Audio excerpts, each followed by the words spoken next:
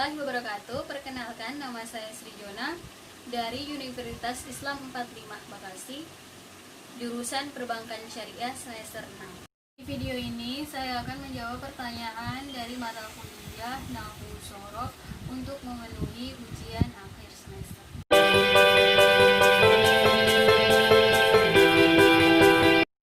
Mubtada adalah isim yang dirofahkan yang diletakkan di permukaan jumlah. Mubtada secara bahasa artinya adalah yang berada di awal, sedangkan secara istilah mubtada adalah setiap isim atau kata benda yang berada pada awal kalimat. Contohnya Muhammadun mubtasimun, yang artinya Muhammad tersenyum. Dalam hukum isim yang dimulai pada awal kalimat tersebut adalah marfu atau dibaca akhir katanya dengan harokat dhamma, kecuali apabila isim tersebut didahului oleh huruf jar tambahan atau yang menyerupainya, maka hukumnya secara lafaznya adalah mazrur, namun kedudukannya dalam kalimat tetaplah marfu. Contohnya firman Allah, wa ma min ilahin illallah, yang artinya tidak ada Tuhan selain Allah. Kata ilah pada ayat tersebut secara lafaz adalah majrur atau dibaca jar dengan kasroh, namun kedudukannya tetaplah rofa dan sebagai mubtada.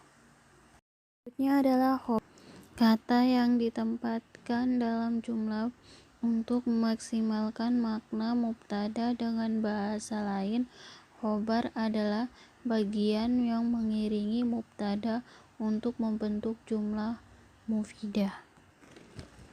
Khobar terdiri dari 3 macam, yaitu mufrad, syibul jumlah, dan jumlah. Yang pertama adalah khobar mufrad. Mufrad di sini pengertiannya adalah khobar itu sendiri atau terdiri dari satu kata. Contohnya as-thawbu jadidun, yang artinya pakaian itu baru. Mubtada dari contoh di atas adalah as-thawbu, khobarnya adalah jadidun. Khobar pada jumlah ismiyah ini terdiri dari satu kata atau hanya jadidun, sehingga khobar ini termaksud khobar yang mufrad. Yang kedua adalah khobar yang merupakan sibul jumlah. Sibul jumlah jika diindonesiakan berarti frasa atau kata-kata yang lebih dari satu yang menyerupai jumlah atau kalimat. Jadi khobarnya lebih dari satu kata. Khobar yang merupakan sibul jumlah terbagi menjadi 2, yaitu jar wa mazrur atau huruf jar dan isim mazrur, zarf atau kata keterangan waktu atau tempat. Contohnya al-jawwalu ala al-maktabi, yang artinya HP itu di atas meja. Mubtada dari contoh di atas adalah al-jawwal, khobarnya adalah ala al-maktabi. Khobarnya lebih dari satu kata, yaitu terdiri dari huruf jar dan isim mazrur, maka khobar tersebut khobar yang sibul jumlah. Yang ketiga adalah khobar jumlah atau kalimat. Khobar jumlah juga bisa merupakan kalimat jumlah, baik jumlah ismiyah maupun jumlah fi'liyah. Contohnya Ahmadu abuhu mudirun, yang artinya Ahmad bapaknya adalah kepala sekolah. Dari contoh di atas, Ahmadu sebagai mubtada, khobarnya adalah abuhu madirun. Abuhu madirun yang artinya bapaknya adalah kepala sekolah adalah jumlah atau kalimat. Abuhu madirun adalah jumlah ismiyah. Selanjutnya adalah fa'il. Fa'il adalah isim yang harus rofa dan berposisi setelah fi'il mabni ma'lum dan menunjukkan pada perilaku sebuah pekerjaan atau sesuatu yang disifatinya. Contohnya ja'a Muhammadun, yang artinya Muhammad telah. Ja'a adalah fi'il madi, Muhammadun adalah fa'il atau pelaku, yang mana disebut setelah fi'il madi dan fa'il dibaca rofa. Tanda rofanya dhammah karena termasuk isim mufrad atau isim yang menunjukkan arti satu.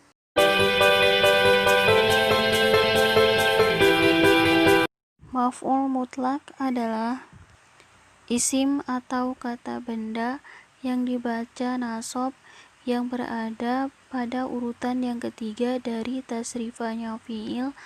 Maf'ul mutlak juga isim yang dibaca nasab dan bertujuan untuk penegasan dan penjelasan jenis serta jumlah perbuatannya. Contohnya doroba yadribu dorban, akroma yukrimu ikroman. Dari pengertian maf'ul mutlak itu memberi pemahaman bahwa maf'ul mutlak berupa kalimat isim.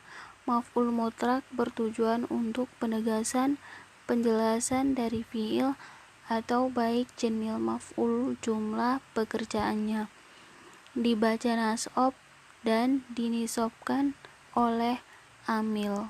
Selanjutnya adalah maf'ul bi.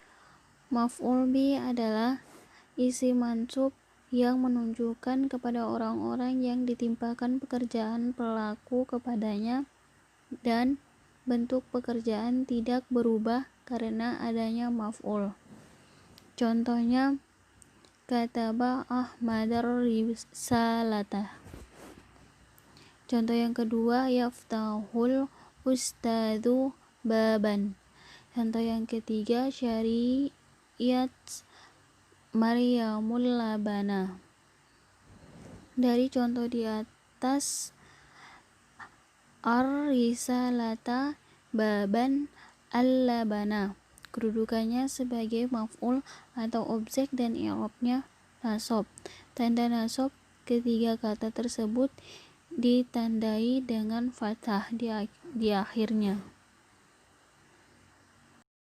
Maf'ul fi ialah isim mansub yang menyatakan tempat atau masa-masa terjadinya sebuah perbuatan atau pekerjaan atau sebagian jawaban dari pertanyaan kapan atau di mana. Disebut dzaraf zaman bila mana berkaitan dengan masa-masa terjadinya perbuatan dan dinamakan dzaraf makan bila mana berkaitan dengan lokasi terjadinya perbuatan. Contohnya yalabu zaidun qurratal qodami amamal madrasati, yang artinya Zaid bermain sepak bola di depan sekolah. Ma dalam contoh di atas merupakan penjelasan waktu terjadinya suatu tindakan main bola. Demikian pula lafaz amama ialah keterangan lokasi terjadinya suatu tindakan main bola. Setiap dzaraf makan atau tempat atau zaman atau waktu harus dibaca nasab.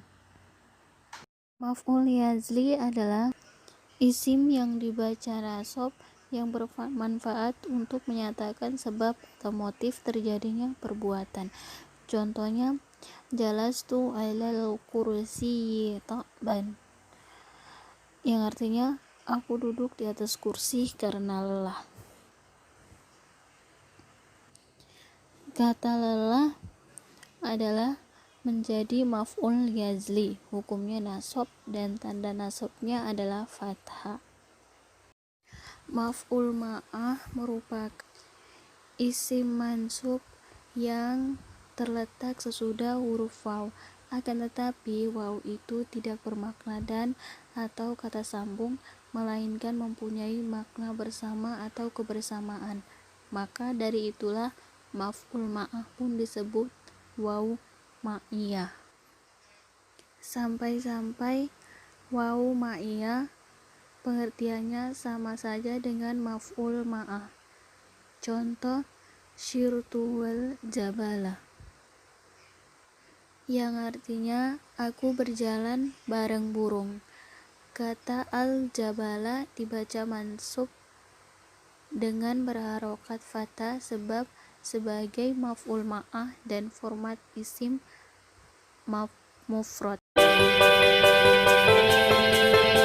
Hal ialah isim mansub yang menyatakan keterangan suasana yang samar, ada kalanya menjelaskan suasana fa'il, seperti dalam contoh ja'a Zaidun rakiban, yang artinya Zaid sudah datang sambil berkendara. Lafaz rakiban berkedudukan sebagai hal dalam lafaz ja'a, seperti yang ada di dalam firman Allah Subhanahu wa taala, fakharaja minha khaifan, yang artinya maka keluarlah Musa dari kota tersebut, yaitu kota Mesir, dengan rasa takut. Quran surah Al-Qasas ayat 21.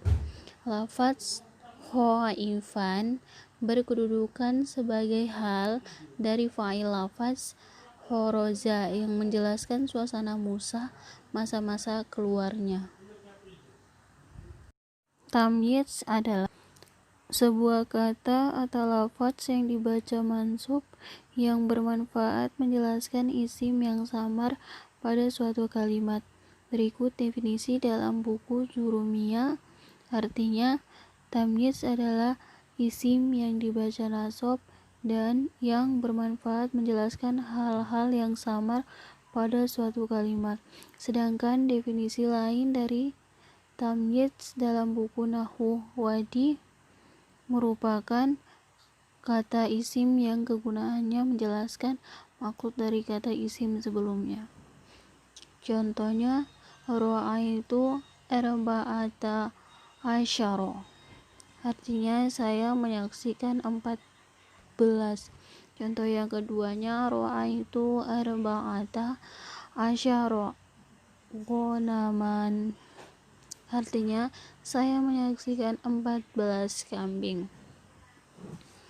Pada contoh di atas masih belum jelas karena cuman menuliskan kata arba'ata asyara yang dengan kata lain 14 dan tidak melafazkan benda atau barang yang dihitung tamyiznya, sehingga kalimat itu belum terbilang kalimat yang menyeluruh dan masih rancu.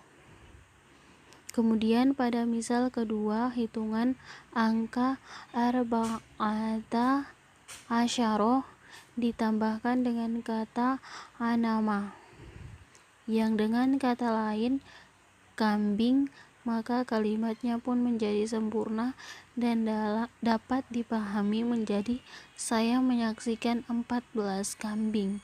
Kata kambing atau gonaman adalah tamyiz yang mengatakan angka, yang dengan kata lain 14 adalah berupa kambing. Kemudian kalimat itu menjadi penyeluruh dan dapat dipahami.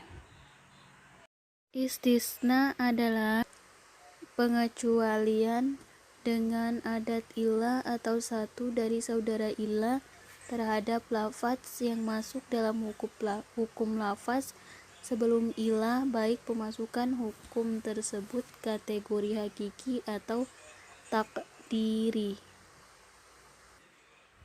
Contohnya, qara'tu al-kitaba illa saffatan, yang artinya aku telah membaca kitab itu kecuali satu halaman. Jadi lafaz saffatan dikeluarkan atau dikecualikan dari hukum lafaz sebelum adat ilah. yaitu hukum membaca lafaz qara'tu, karena ia termasuk dalam hukum tersebut. Pemasukan seperti ini disebut hakiki karena sofatan bagian dari Alkitab, maka pengecualian seperti ini dinamakan mustasna muttasil. Fi'il mudhari mansub ialah fi'il yang telah terpengaruh oleh suatu kondisi yang mengubah harokat akhirnya yang sebelumnya dhamma menjadi fathah. Akan tetapi dalam beberapa situasi harokat akhir i'rab dari fi'il tersebut tidak harus berharokat fathah. Bisa juga dengan cara menghapuskan huruf nun dari 5 kata kerja. Contohnya al-af'alul khamsatu. Nun yang harus dihapuskan. Yang pertama, an yaf'ala, maka akan berubah menjadi yaf'alani. Yang kedua, an taf'ala, maka akan berubah menjadi taf'alani. Yang ketiga, an taf'alu, maka akan berubah menjadi taf'aluna. Yang keempat, an yaf'alu, maka akan berubah menjadi yaf'aluna. Yang kelima, an taf'ali, maka akan berubah menjadi taf'alina. Beberapa hal yang perlu kita ketahui dari penyebab perubahan tersebut sudah biasa disebut nawasib fi'il mudhari, yaitu huruf-huruf yang menasabkan fi'il mudhari.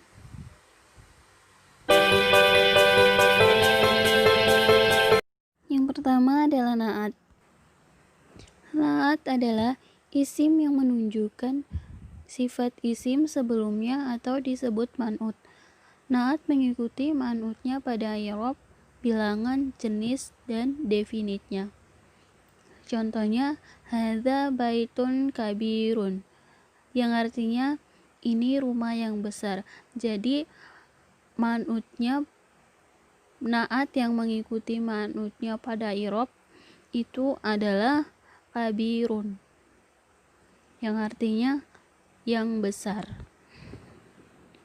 Contoh yang kedua itu ishtaro itu kitabai ni jadi daini, yang artinya saya membeli 2 buku baru.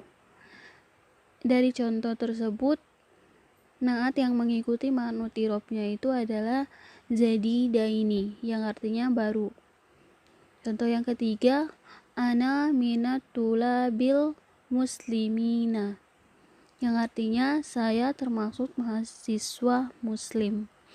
Na'at yang mengikuti man'utnya pada i'rab atau bilangan itu ya al-muslimina, yang artinya muslim. Yang kedua adalah taukid. Taukid adalah isim tabi yang tujuannya menguatkan matbu'nya, sehingga audien tidak bingung dengan pertanyaan yang disampaikan. Taukid ada 2 macam, yaitu lafzi dan maknawi. Taukid lafzi adalah mengulang kata muakkadnya. Contohnya, za'a ahmadu.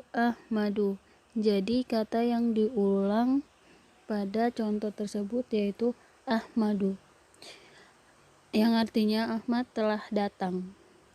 Contoh lainnya, ishtaro itu kitaban, yang artinya saya membeli buku. Jadi kata yang diulang dari contoh tersebut yaitu kitaba. Selanjutnya adalah badal. Badal ialah Isim tabi yang bertujuan untuk menjelaskan atau mengkonfirmasi matbu'nya baik secara utuh atau bagian daripadanya. Kalimat yang mengikuti disebut badal dan kalimat yang diikuti disebut mubdal minhu.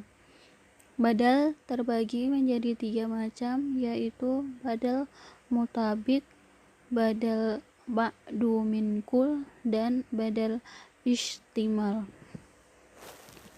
Badal mutobik adalah yang setingkat antara badal dan mubdal minhunya. Contohnya, ja'al muhadiru Ahmadu, yang artinya telah datang Pak dosen Ahmad. Yang termaksud dalam badal mutobik adalah Ahmad. Yang kedua itu badal ba'duh min kul. Badal ba'duh min kul adalah badal merupakan bagian dari mubdal minhu. Contohnya, qara'tul Qur'ana juz'ahul awwala, yang artinya saya membaca Al-Quran juz pertama. Jadi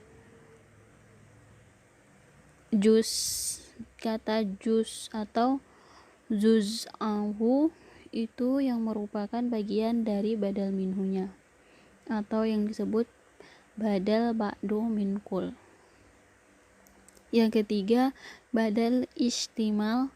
Badal istimal adalah badal yang merupakan sesuatu yang terdapat pada mubdal minhu. Contohnya, yu'zibuni Ahmadu ilmuhu, yang artinya Ahmad telah membanggakanku ilmunya. Jadi yang merupakan suatu yang terdapat pada mubdal minhu itu terletak pada ilmuhu. Kana wa akhwatuha adalah salah satu kumpulan fiil yang termasuk amil nawasik atau amil yang merusak tatanan hukum mubtada dan khobar. Kana dan saudara-saudaranya adalah kana, bata, tolla, adha, asbaha, amsa, soro, laisa, majala, ma, bariha, ma, fangtiha, ti'a, man, faka, madama. Fungsi kana wa akhwatuha adalah merofakkan isim kana dan menasobkan khobar kana. Contoh sebelum kemasukan kana itu Muhammadun karimun. Contoh tersebut adalah susunan mubtada dan khobar. Mubtadanya Muhammadun dan khobarnya karimun. Selanjutnya contoh setelah kemasukan kana, yaitu kana Muhammadun kariman. Setelah kemasukan kana, maka ada perubahan istilah. Mubtada Muhammadun berubah menjadi isim kana dan khobar menjadi khobar kana. Jika kembali pada tugas kana wa akhwatuha, bahwa kana dan saudaranya bertugas untuk merofakkan isim kana yaitu Muhammadun.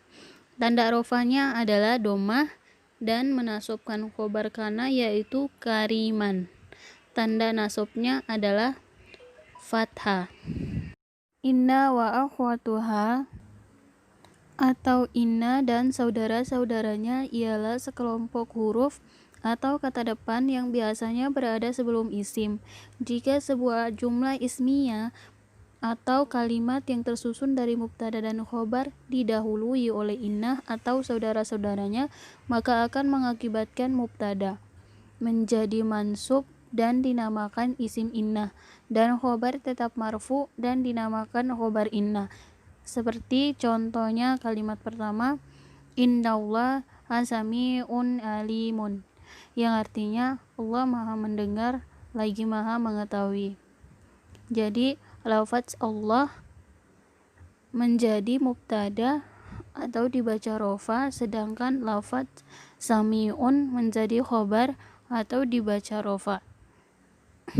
Contoh kalimat kedua, kemasukan innahnya,